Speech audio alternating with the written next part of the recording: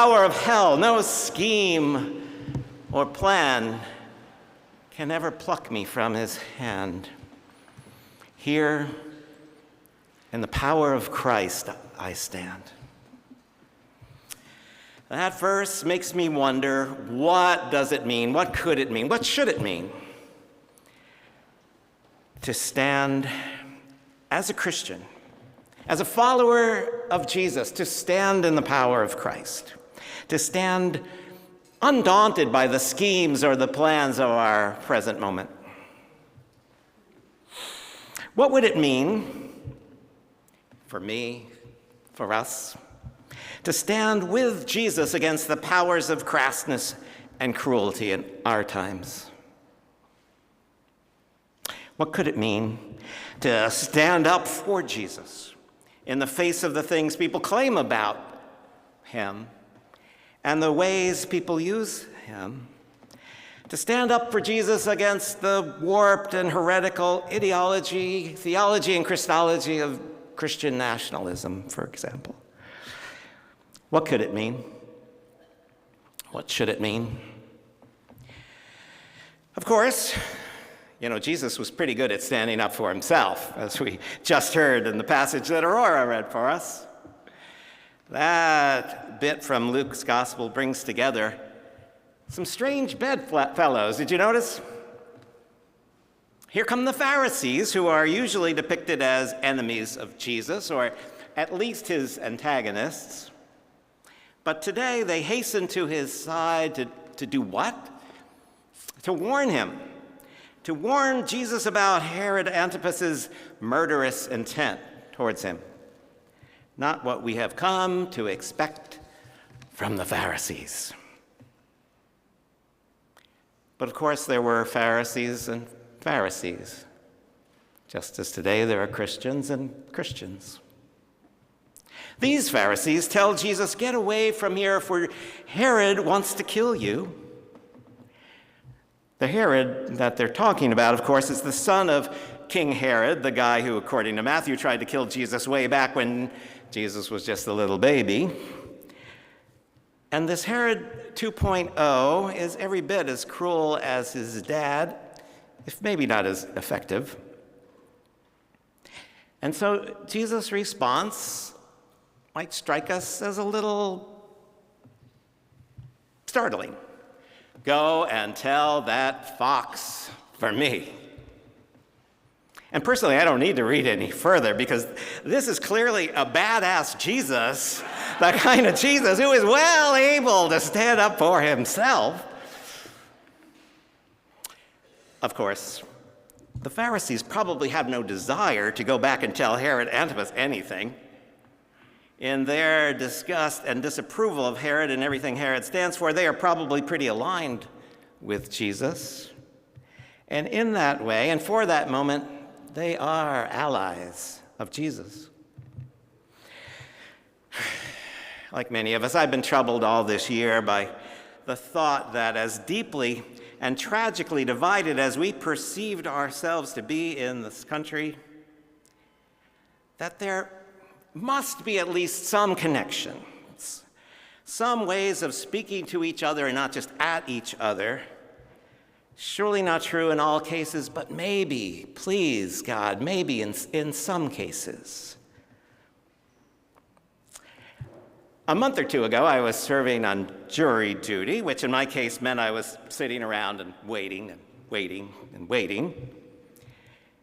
It was shortly after we posted the sign on the 86th Street door restricting ICE from barging in here without a judicial warrant. So while I was sitting and waiting, I received an angry email from some guy in Texas. Let's call him Jim, since that was his name. Jim told me that he was a Christian and kind of implied that I was not. Jim wrote, "Shame, shame, shame." In my mind, it got louder as I read on. "I will pray that the scales are removed from your eyes. You are part of the problem, not the solution." You get the gist. It went on, but I won't. We get these emails and these calls from time to time, which means we're doing our job. And usually I just ignore them. But since I was sitting around and waiting, I answered Jim. And I explained what I thought we were trying to do to protect the precious people in our care, to trying to follow Jesus, calling on ICE to actually follow the law, and so on. And I went on and on because I had the time. We went back and forth, Jim and I, and in the end, my new best friend Jim said, if all that's so, then I retract all my previous comments and I say, well done.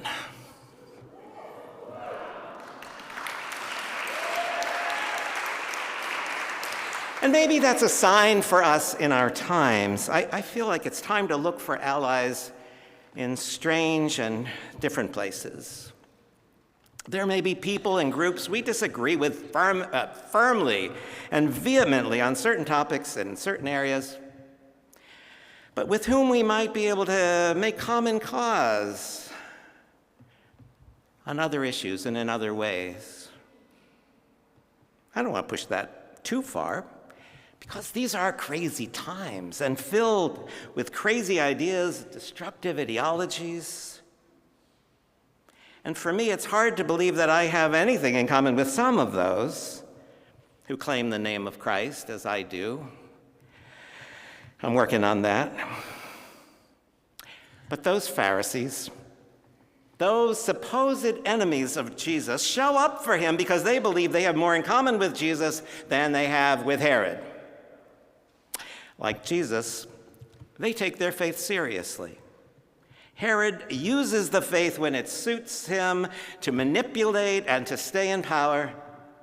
Well, not unlike some Herods we know, some modern-day Herods we may know, some crafty fox-like, ultimately vapid and morally fallible Herods we may well know.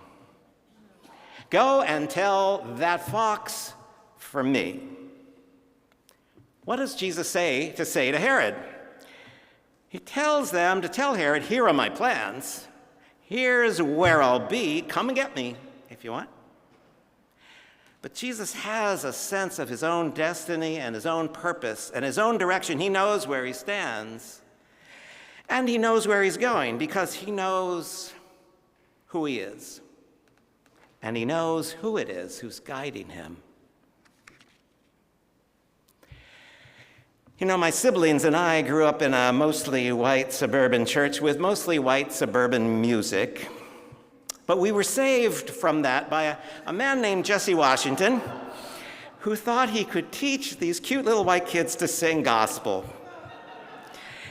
And so our soundtrack soon became Swing Low, Sweet Chariot, coming for to carry me home, and oh, happy day. Oh, happy day. And I want to be ready. And up above my head, I hear music in the air. There must be a God somewhere. And those songs help pull me through the slings and arrows of my teenage years. And so it is still that when I'm feeling a bit lost, a bit bereft, confused, troubled, as is so often the case these days, I sing to myself something like, I don't feel no ways tired. I've come too far from where I started from. Nobody told me that the road would be easy. I don't believe you brought me this far to leave me. I don't believe God brought me this far to leave me. In my imagination, that's a song that Ezekiel could be singing when, as we heard just a moment ago, the hand of God grabbed him and the Spirit of God plucked him up and set him down in that valley of dry bones, that desolate, deserted, and dangerous place, that space with death and destruction all around, a place of debilitation and demoralization. God asks Ezekiel, can these bones live? And Ezekiel knows it's a trick question, and the answer clearly is no, but that's not an answer that Ezekiel feels like he really wants to give. And so Ezekiel tries to let himself off the hook, and he says, hey, Lord God, you know, you should tell me. But God has a job for Ezekiel. And God didn't bring Ezekiel there to leave him. God says, talk to them. God gives him words to say. God tells him, Ezekiel, talk to the bones. Talk to the bones. Prophesy to the bones, Ezekiel. Fortunately, Ezekiel gets some manageable step-by-step instructions. And so Ezekiel talks to the bones. And you know what? Suddenly, there's a noise, literally in Hebrew, a call, a voice. And there's a rattling, and the bones come together, and they're knit together by sinews and flesh and skin.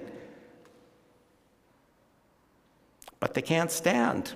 They can't stand up until what? Yes, until God fills them with ruach, with breath, with wind, with spirit. And the breath of God breathes spirit into these dispirited bones. And then they stand. They live and they stand on their feet, a great multitude. So it says. Because the bones couldn't rise up all on their own. They couldn't stand up when it's just flesh and bones lying there prone among the rubble and the stones. They might have lain forever, deserted and disowned. But then came that moment. They became spirit blown. God, in this moment, let us be spirit blown. So, what is God saying to us, and what word has God given us to speak here, now, in this valley of dry bones, in this place when fear seems to be a political strategy, when division and disconnection is unavoidable and all around us? What is that Spirit urging us to do and be and say?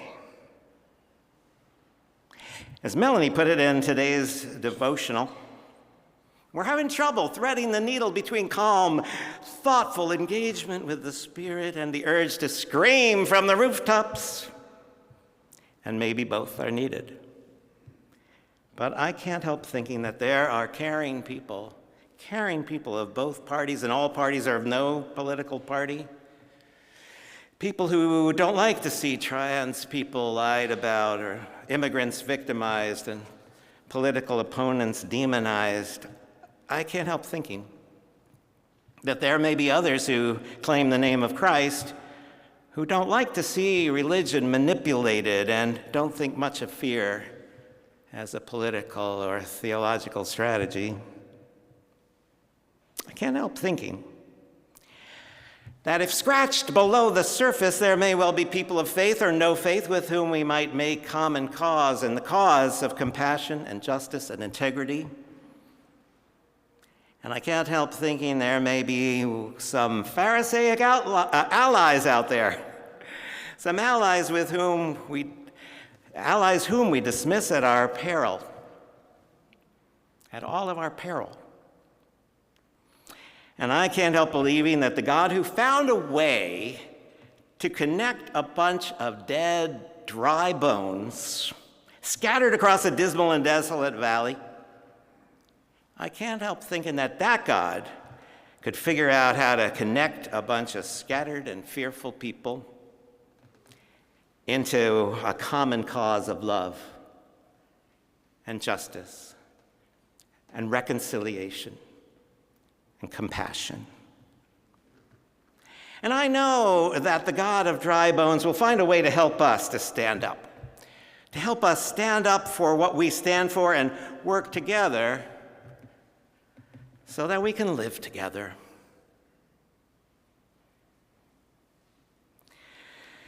So let's bind up our own scattered bones, sitting there in our pews. Let's bind up those scattered bones and stand with me. Stand in the power of Christ. Stand in the power of Christ and stand up with Jesus as we sing, "The Lord is my light and my salvation. Whom shall we fear? Whom shall I fear? The Lord is the strength of my life. Whom shall I fear?"